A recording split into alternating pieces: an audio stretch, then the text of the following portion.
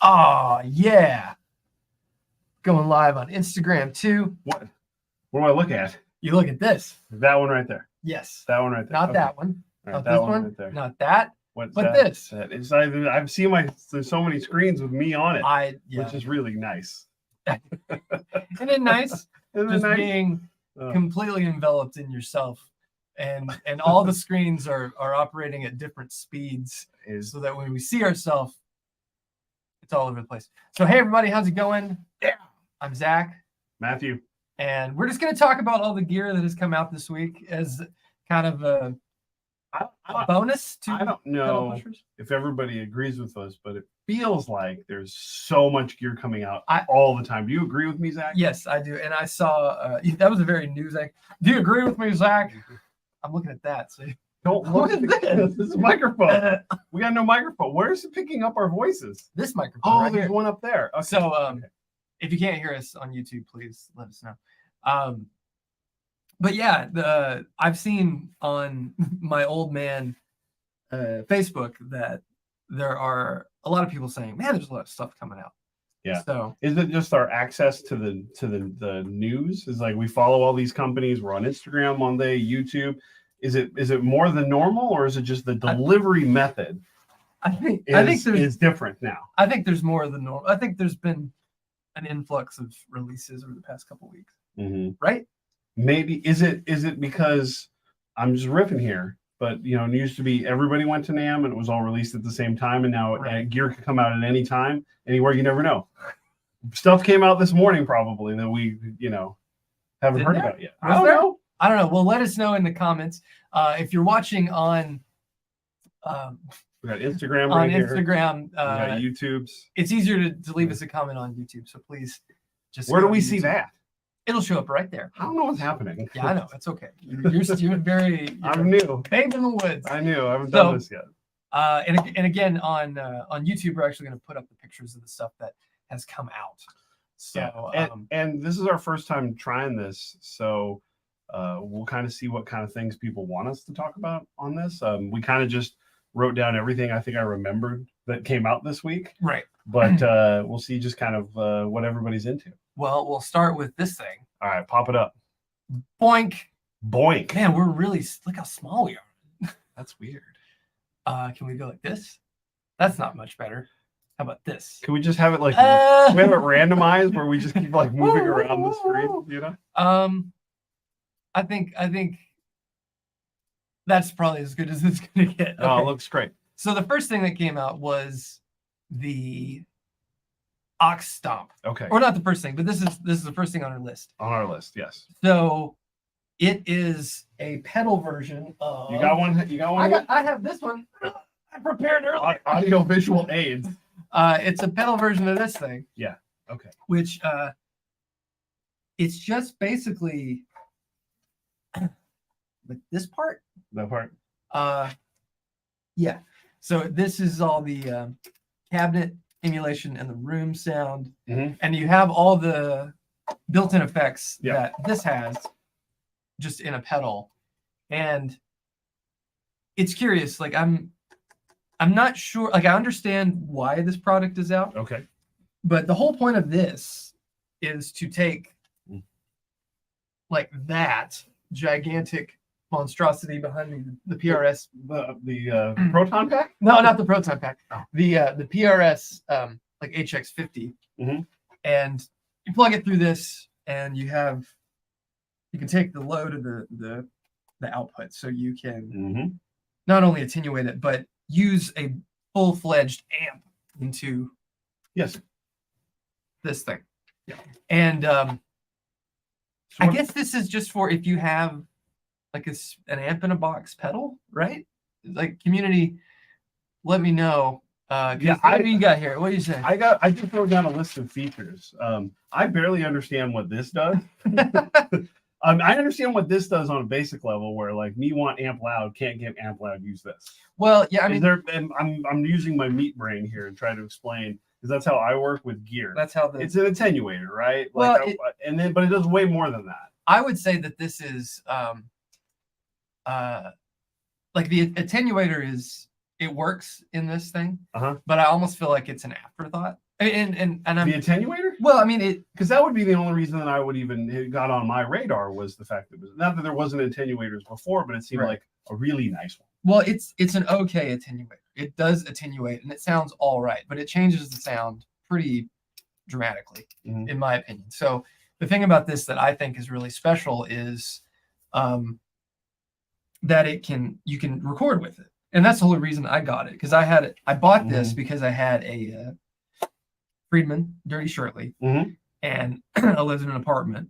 Yeah. And I couldn't mic it up to sound good, but this thing sounded flat out remarkable when you're trying to record with anything of that power. I feel like low power stuff, it's a little yeah. But the attenuation is like, it's okay, it works, but it's not great.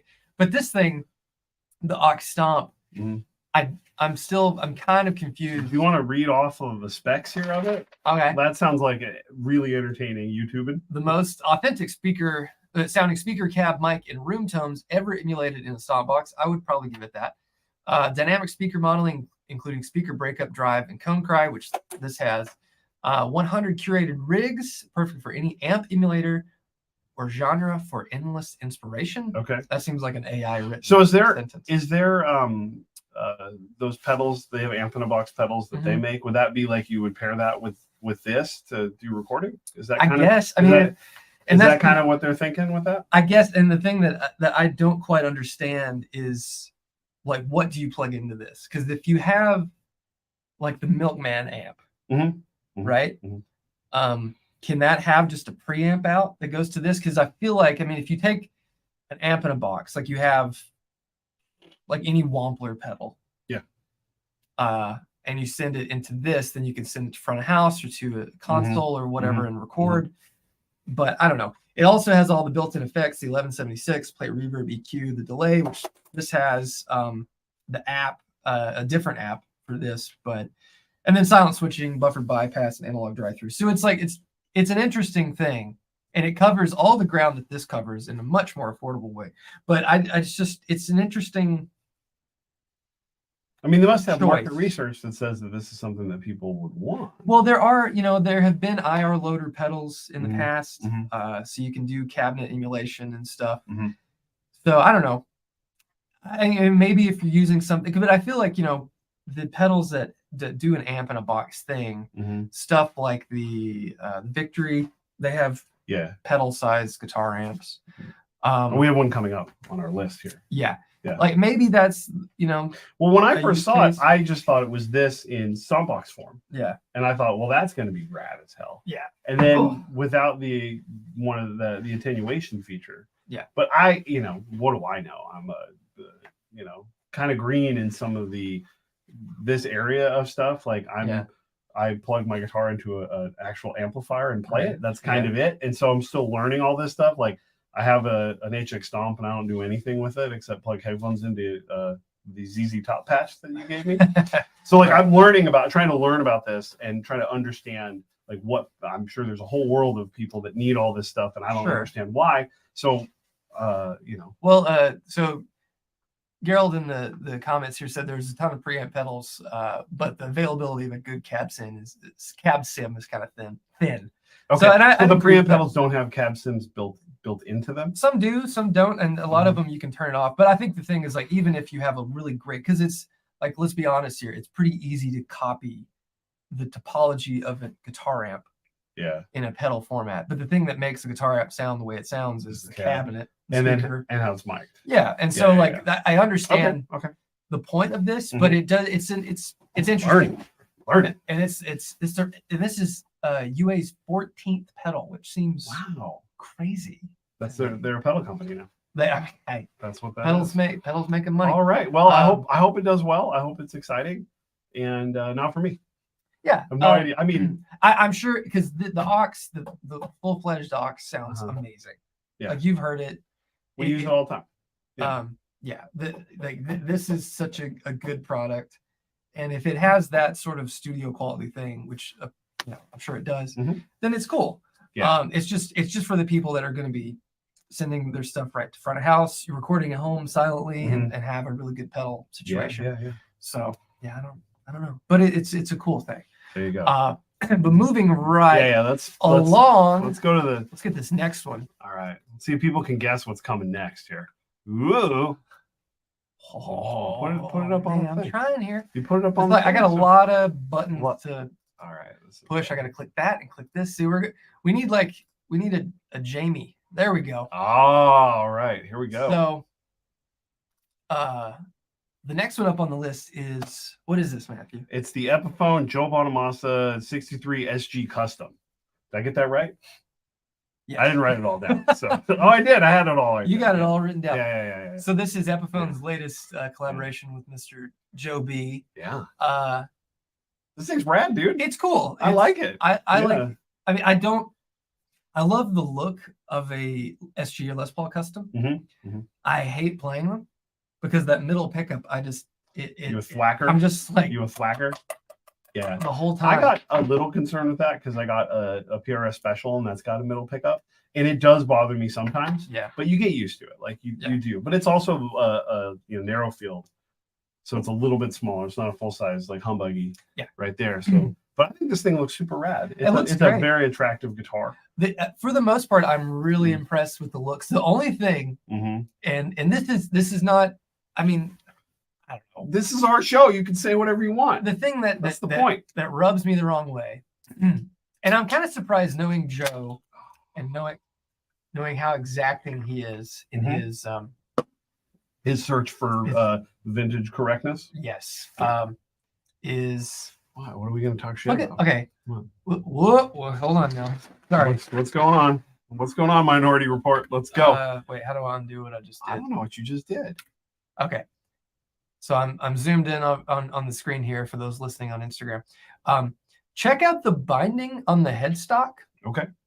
And then the binding on the neck. Interesting. One of these things is not like the other. And like why make the headstock binding look like it's never stopped smoking Marlboros? And then the neck is like it's paper white. Like I don't know. Like, I don't get that. I think everything else about it is cool. I didn't even notice that. So clearly you can see our two roles here. Which one of us is the detail man? I'm a nut. I know you are. You're Mr. Plastics. I know. Yeah, God, man, I get so many questions. You Mr. Plastic. I'm Mr. Plastic. I like it. Wait, the Mr. Elastic. Is there a Mr. Plastic? There's got to be a Mr. Plastic. He's out there just strangling dolphins. You know, when I was a kid, and you probably remember this too, there was a commercial, like a PSA for cutting up the little plastic rings. Of course. And they had like a turtle like caught in it. Yeah. And that image is so in my brain. Every time I see one of those, if we ever have them, I always cut them up. They're recyclable now. Yeah. But if I'm ever at someone's house and I see someone, I just rip them. Yeah, I rip them up. I'm like, we gotta save these turtles, man.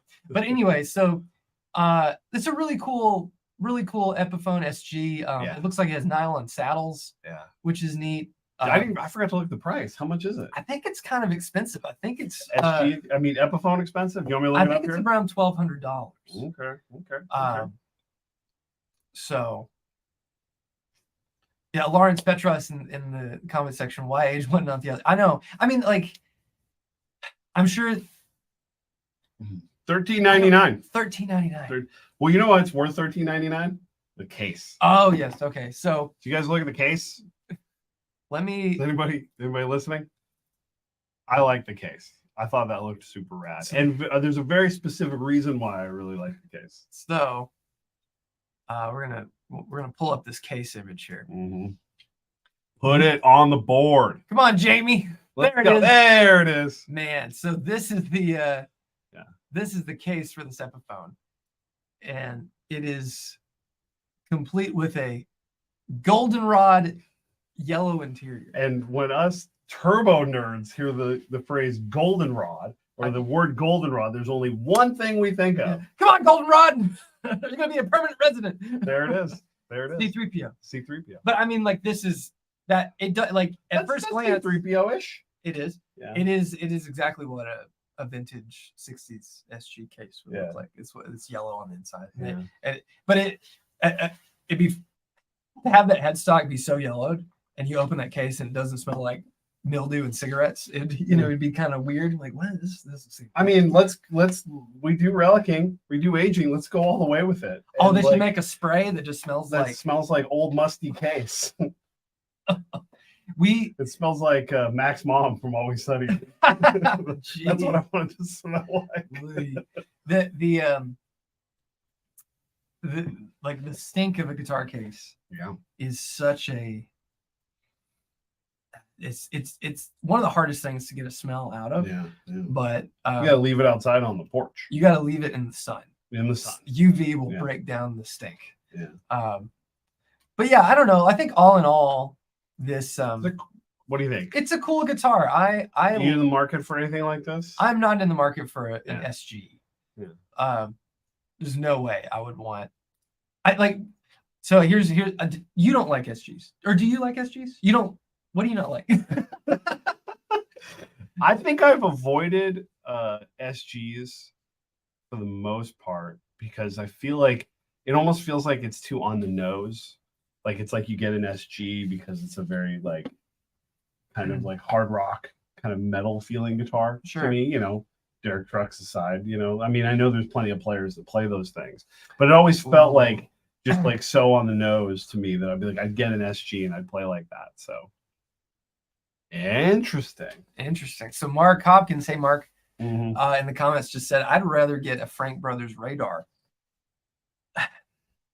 Can we talk about that real quick? I mean, this is the gear show, right? This is the first one. We can talk about whatever we want on the show. I do not like the aesthetic of the Frank Brothers radar. Wow. I think the arcade is really cool. I feel like I'm in the minority of all my friends. I really like the way they look. But the radar is not hitting for me. It just doesn't do it. I don't know. And there's just something about the proportions of it. An SG, despite being, like you said, an iconic rock and roll hard rock guitar. Well, I appreciate the stab at it because I think that the SG is sort of an underrepresented guitar to sort of do a version of. Well, yeah, I mean, and it's hard because like everybody does versions of every other guitar. So I thought there was too much pickguard on it, personally, for me. Yeah. That's the part that I think I want to see more of that shape. I think there's like a little bit too much pickguard going on there. Sure. But I like chop guards. Like I'm almost a chop guard person on almost everything. Like, that's what I prefer. So I want to see more of that shape because I think it would help to see more of it. I think there's just so much pickguard on that thing. The pickguard is, I mean, it is pretty big, and I don't mind the big double pickguard on an SG personally. And hi McKinley, you said come to Carter. I wish we could. I'll probably come by tomorrow. There's something off balance about the cutaway section and the lower section of the radar to me, because an SG is very much in balance with itself, at least in my opinion. I think it's a very aesthetically pleasing. Even though the horns are offset, which a lot of people don't notice. They are. There's a lot of little things about it, but I think it is a very elegant looking guitar design.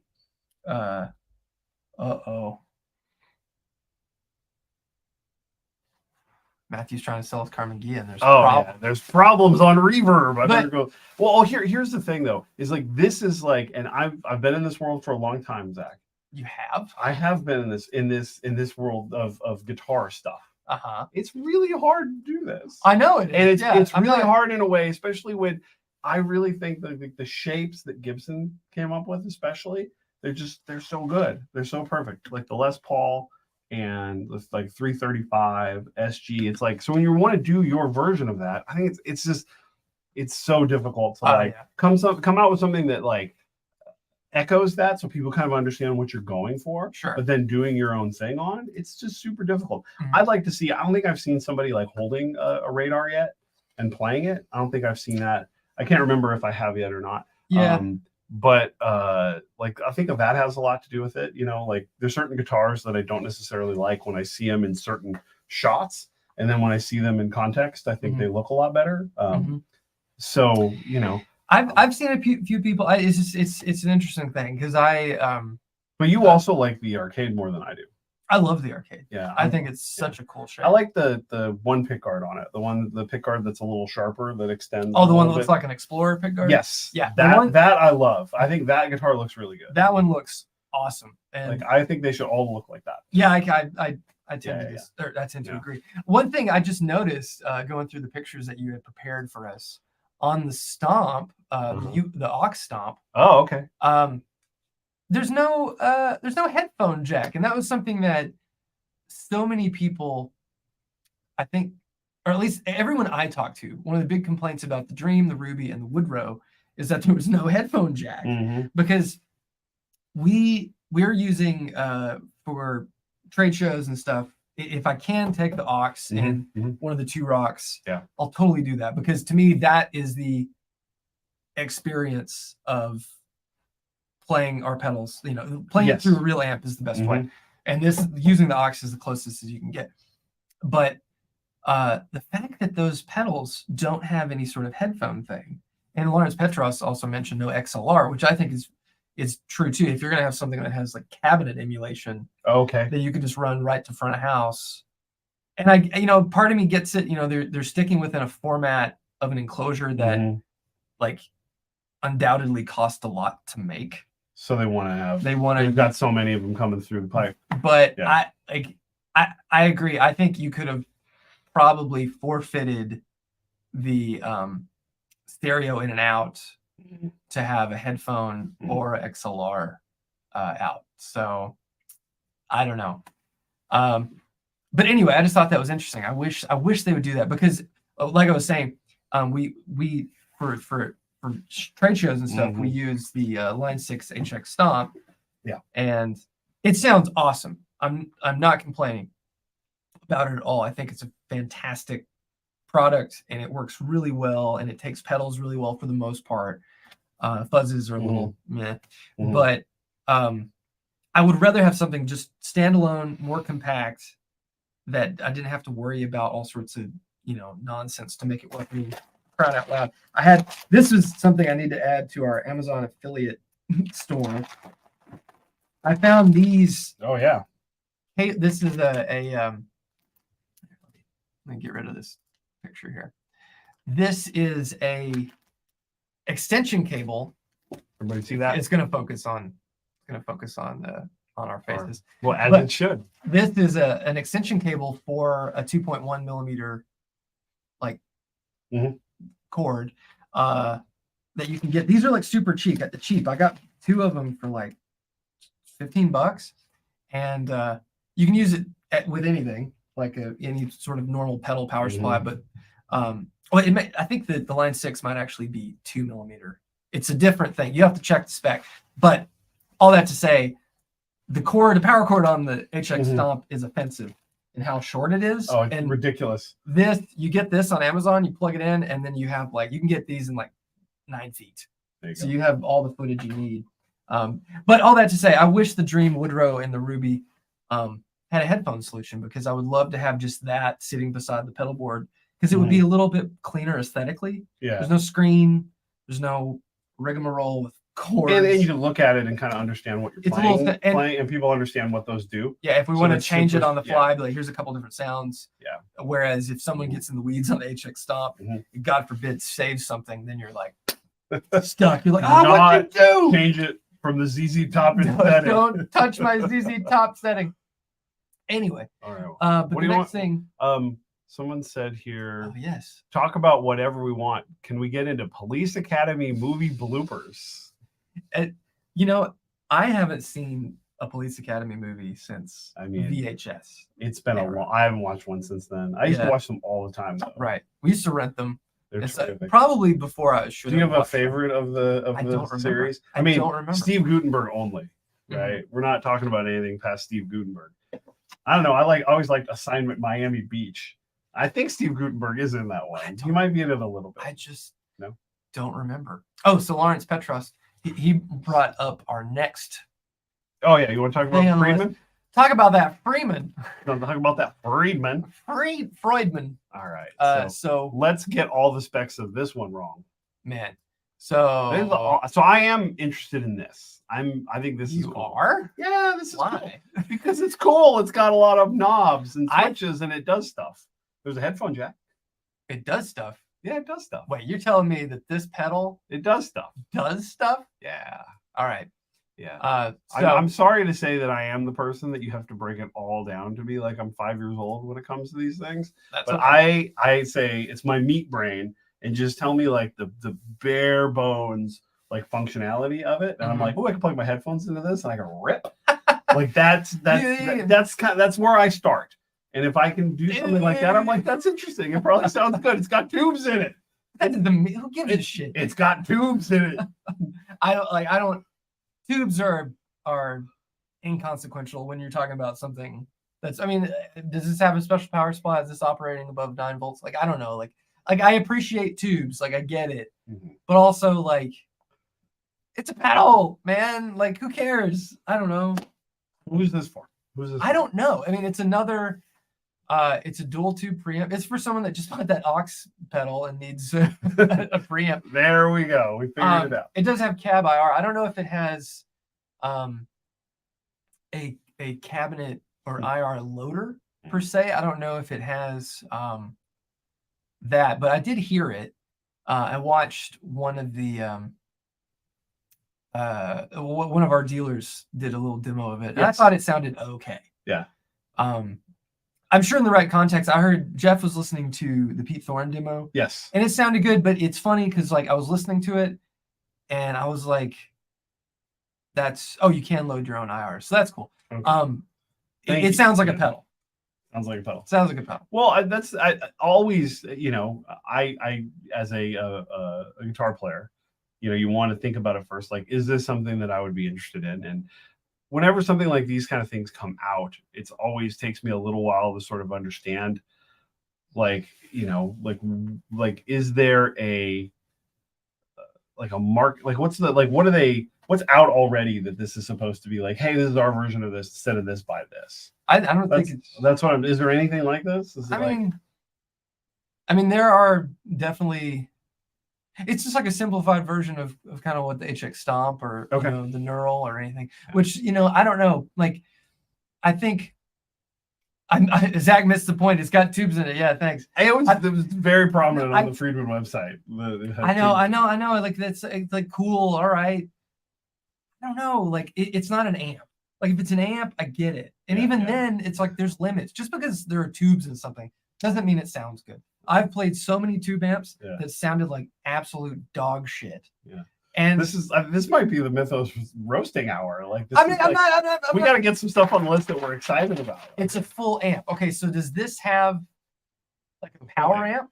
Can it drive a cabinet? Because that's interesting. Because then you're looking at something. The thing. I wrote all the shit down here. Excusez-moi.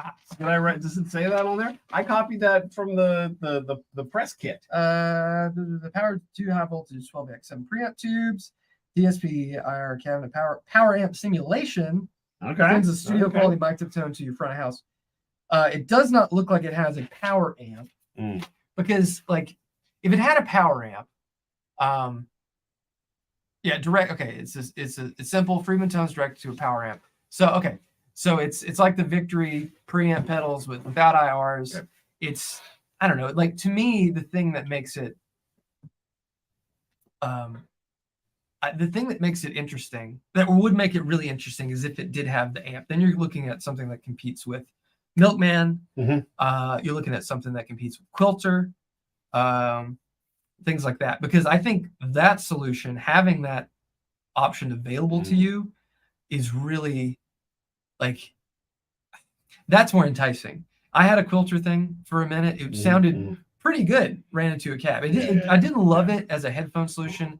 I thought it sounded okay as like a preamp sort of drive situation, but into an amp, it sounded pretty great, or into a cabinet rather. But I don't know. Like, I get it, and it's cool that it's Dave putting his tones, distilling down. Yeah, and if you're super into those Friedman tones, like, of course that's going to be interesting to you. Yeah, right. And I mean, like, of course, I love Friedman's. How do I say this? I love the quality and the sound of their products, I don't love the names of their products. Good on them for not calling this like something really double entendre offensive, because the IRX is fine. I don't know if there's any way to twist that into something sexual or demeaning towards women, but I don't know. Overall, like to me, it's like, oh, it's cool, but like I think it's one of those things that you're right. Who's this for? Who's going to get excited about this? Because let's be honest, if you're a person who likes cranked drive sounds, you like an amp. Yes. Right? I mean, and that's not me. I'm not trying to completely belittle or demean what they've done, because I'm sure it sounds cool and I'm sure it's really impressive. But I don't know. You're right. Like, who's it for? I mean, I like I was saying before, and who gives a shit what I think? But I just like not me. No, but I'm like, it's like it takes me like kind of too long to like read about something before I like kind of understand what I would use it for. Like, yeah, that's where like then you have to like sell me on it. And then when I do buy stuff like that, sometimes where I'm like, I get excited about something even if it's wasn't under my radar. Like I think the Strymon Iridium was a good example of that, where like it kind of got sold as like, oh, I could do all these things. I'm like, well, I could do all this. I'm sorry, what? Like the Strymon Iridium. Oh, right. And I bought it because I would be like, oh, okay, I can do all these things. And I didn't like it. And it did. I'm like, what do you mean I have to plug into something and then I can plug into my computer? Right. Right. Yeah. And I'm breaking it down that stupidly because that's how stupid I am. But I mean it in a way where it's like sometimes there's like one specific feature where like I want everything in one and I want to be able to plug it directly in my computer to record. And you're like, oh, you need an HX Stomp. Yeah. Right. And like, I know that's kind of where I get a little bit lost on some of this stuff, is because seeing all these features and you go like, wait, you mean I can't do like this one thing that I like actually would want to use it for? It's like, I'm definitely not on the market for a lot of this stuff, because it's just, it starts to get, it gets such in the weeds that I'm like, I don't, yeah. I'm I got to read too much in the feature set in order to understand what it is. I don't know. Well, I mean, like, I don't know. The thing that we've been learning over the past, I mean, really a couple of years, but I think we're getting a lot more experience with the digital side of things, and not that, that I don't want anyone to read into this thinking, oh, Mythos is going to create like a plugin or something. We're not. Although that would be cool, but having played a lot of those sort of solutions, the HX stuff, the Helix stuff. I've been over to Robert Baker's and played the Fractal.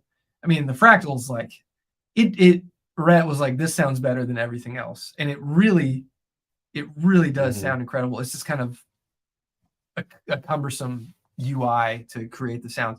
But then Jeff just got a Quad Cortex on trade, and I've been using all the neural plugins, and that Quad Cortex, it sounds so good. Yeah, it's so good. Yeah, and like if the solution you need is having really good amp sounds at your feet, I don't know if it's like, what is it necessary to have a standalone thing that does a handful of things like some of these things, like the Strymon or even the UA stuff, when you could save your money and buy one of those that literally does everything. I really like the HX Stomp too. I think that with the right IRs or the new cabs that they've updated, it sounds really good.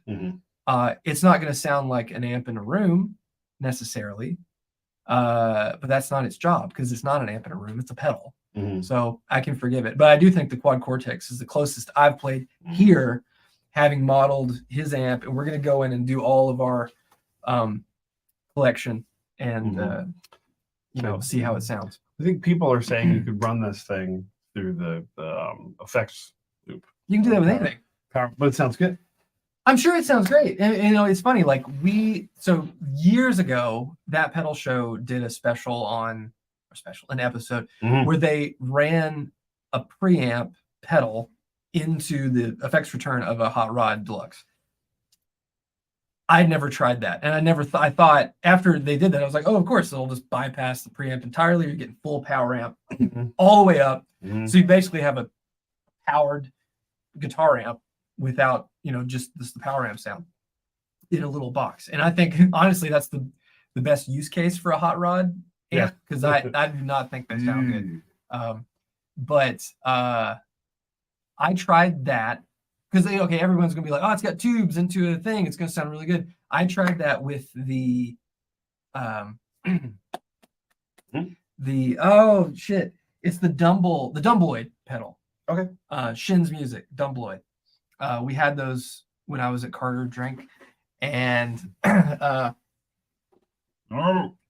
I tried it because everyone like, man, we sold a ton of those things. I tried guitar into the Dumbloid, out into the return of the power amp, control the volume, and it sounded awesome. And it's like, oh, I still don't believe it takes like, you don't have to over engineer it to get a good sound, because the Dumbloid pedal, I hate to break it to all of you if you bought one, it's a very modified version of this. So, gotcha. But it does sound good. It's literally, when I say very modified, I say that in the fact that literally every component in the drive circuit is changed. It's like, but if you laid the schematic over top of one another, they're basically all the same parts are there in the same places, just different values. But we've been going for almost 40 minutes here, so wrap it up. Yeah, let's open up for some questions. And don't forget to subscribe to our YouTube channel. We've been growing. I've been trying, Matthew and I've been trying to get more content, to do more things, and trying to figure out what people want to hear from us. Yes. Oh, the Keeley Noble Screamer. So Chris Fleming asked that was last week. That was what we already saw that. I mean, 900 things came out since Corey Corey brought his over because he knows that I have a whole table of these stupid things that I would like to hear it. And I'm not a huge fan of the ODR1. I think the ODR1 is okay. I in the same way that I don't think this is like the best pedal ever. I don't think it's the best pedal, but I like the way it sounds. The ODR1 is just not really for me. But all that to say, we mess with it, and I honestly thought it sounded best either in Tube Screamer mode or ODR1 mode. I think mixing and matching, it was neat. But I thought it sounded best either when it was all up in one direction or all down the other direction. So what do you think about the decision to not have it, each side its own? Is anybody going to want to run those two things together? Well, maybe. I mean, if you're doing that, then you're looking at you're looking at like a protein or something, probably, if you want to have like a ODR1 and something else, or I don't know, just buy another one. But get them big boards for a reason. But what it's doing is just changing part of the circuit out in both the overdrive portion and the tone static portion. And I don't know, like, it's hard to come up with something new. I mean, it's it's like that people want the Nobles and people want the Tube Screamer, and it's like when you have something and you're trying to combine it and mix and match and come up with something new, it's like that's hard to come up with something maybe that's fresh, that people that's a sound that people are looking for. Yeah, but I think that's fine. I think it's fine to not necessarily have something that is altogether a new circuit. You can do an homage to something, and I think the thing that rubs me the wrong way about the Noble Screamer, and this is it's just a marketing thing, and it's something that we've talked about, and it's just one of those things that once you think about it, you're like, what? The fact that they're billing it as like a multiple pedal in one, I think is a bit unfair. That's like saying, the Plumes is a 3-in-1 because it has 3 different clipping modes. I don't really see it as that. Even though you're changing part of the circuit, I don't know. I don't know. I don't really see it that way. The Strymon Ultra Vibe. Yeah, we have that on our list. Yeah, I just thought we were going long. So it's okay. It sounds good. I'm curious to play it. We're still hopefully going to work on a full-fledged light bulb driven Univibe. Yeah, everything I heard from it sounded really good. It sounded great. I like that it had a bias. I thought that was really cool. Yeah. Honestly, that makes me kind of rethink some things that we're doing that maybe we could, maybe that could be a feature set on our pedal, and you're actually changing the bias of the light bulb. It looks pretty. Looks cool. It looks okay. I like it. Yeah, it looks neat. Yeah. I'm not a huge fan of that new Strymon enclosure. No. For whatever reason, they're smaller than you think when you see them in person. They look a little, I don't know. I just like the big Strymon pedals. I like big pedals. I like big old pedals. Woo! Any other thing? Oh, okay. Whoa! I don't think we should. We're not going to talk about leaks. Okay. I don't think we should talk about leaks. We want to wait until it's out. For two reasons. It's not out. No one's played it yet. So who the hell are we to even talk about it? And the other reason is being a manufacturer ourselves is something that we made got leaked. I'd be fucking pissed. So like I don't want to annoy Fender. I mean, granted, we just did a podcast. We were just chatting about it. We weren't being mean or anything, but I don't think it serves any purpose to like talk about that until it's out and we can actually play it. There you go. And I want to keep that for all these that we hope to do. But I hope that we're gonna try to do this every Friday. Yeah. Hopefully there's enough gear. Yeah. Hopefully some exciting stuff that'll come out that we can. There'll always be something to talk about. We can talk about how guitar.com has shifted into like a meme generating news outlet. That is very interesting. So all the saucy quotes on guitar.com. Man. Like they're just like anything to keep. Anything Joey B says. Yeah. Joe Bonamassa has said it. It's feed the feed. It's pretty interesting, and it's kind of strange to see that. Zach, that's a great enclosure. Yeah, whatever. It's like I'm allowed to not like everything. But yeah, in other news, I don't really think there's. In other news, there's no other news except for we got that Victory cab. Oh yeah, we got that this week. Yeah. And it rules. Yeah, Super Bowl. Did everybody watch would you put a reel up of it? I put a Thursday Volume Therapy yesterday. Yeah, it just sounds awesome. I dinged that red Les Paul, so it's probably gonna have to be mine. We've nicknamed it Chippy. Chippy the red Les Paul. Chippy long stocking. Chippy long ripping. Oh my god. Why is so? I don't want. It's so hot in here. It's not that bad. You put a jacket on, and I thought I'd be dumb not having a jacket on, so I put my jacket on. Yeah, but it's sweaty. We got the lights on us, and I got a hat, and I got glass. I look like I'm hiding something. Yeah, it does.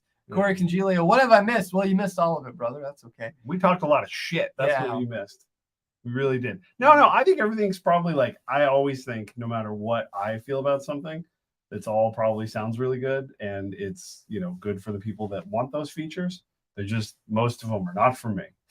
Yeah. That's kind of like, and to be honest, that's how I feel for most things. And it's like, I don't really like the aux pedal. I don't, and people always, so it's Friday, so I'm doing an AMA. Please get in there and send me a question. But like, I don't want the aux Stomp.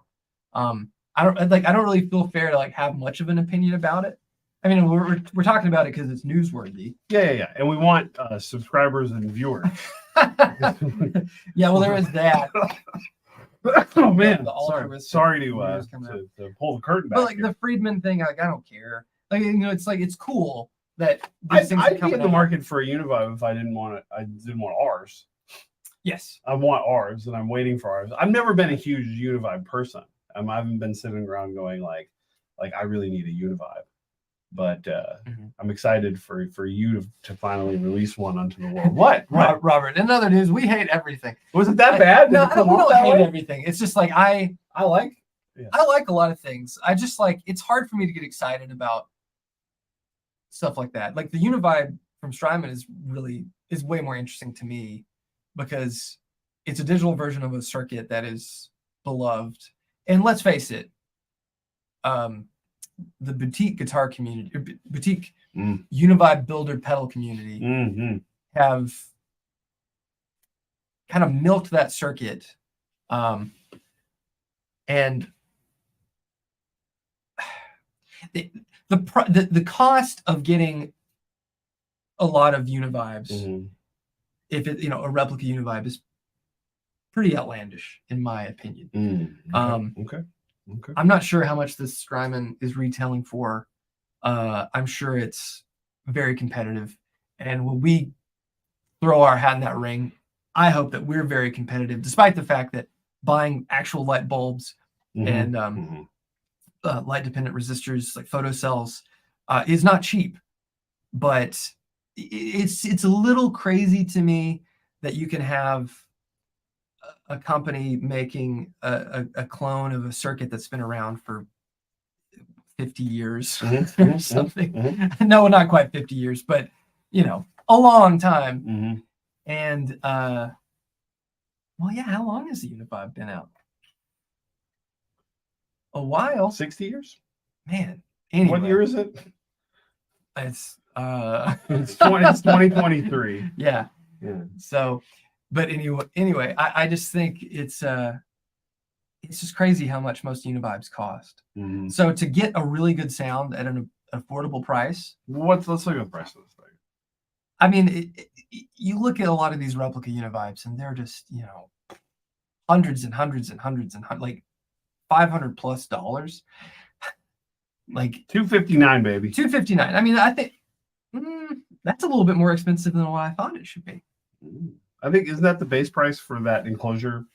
A lot of times Strymon will put everything at the same price. Yeah. Whatever package that they do. So okay. Don't like that. That seems a little silly. If they made a Mythos TV made for TV movie, I'd call Ben Affleck and Kyle. Who's that? Kyle Kinane? At least he didn't say Paul Giamatti. I've gotten that before. But hey, Paul Giamatti be great, Matthew. You think that's actually a good call? Paul Giamatti? I think he would do a good. Wait, am I Ben Affleck? I'm not Ben Affleck. Maybe you are. No, I am not Ben Affleck. Seth Rogen as Matthew Timmons. Oh, Seth Rogen, Corey. Oh my gosh, I'm all right with that. If you had to pick somebody to play you, your camera offset is triggering my OCD. Scoot over. What are we doing here? There we go. You know who actually would play me is he doesn't act, but it'd be Judd Apatow. That's who would play. That'd be pretty good. I think Judd would get out from behind the camera. Is it Apatow or Apatow? Apatow. Apatow. You know I don't pronounce anything correctly. I don't know. You knew what I meant though, and that's all that matters. I know what you mean. You know what I mean. Apatows. Well. Apatow. Apatow. Oh my gosh. All right, everybody. So thanks for hanging out. Subscribe. I want us to get to 10,000. Tell us if you like this. Yeah. If you like this, and we'll do it every week. We're gonna try. Or we'll just recap Star Wars TV shows. Yeah, I want to talk about. We can do that too. Ezra pushing the lightsaber was really cool. What? Anyway, Zach is Paul Rudd with a beard. Damn, I'll take that any day of the week. All right. Yes. Thanks, guys. Thanks for hanging out. We'll get you next time. See ya.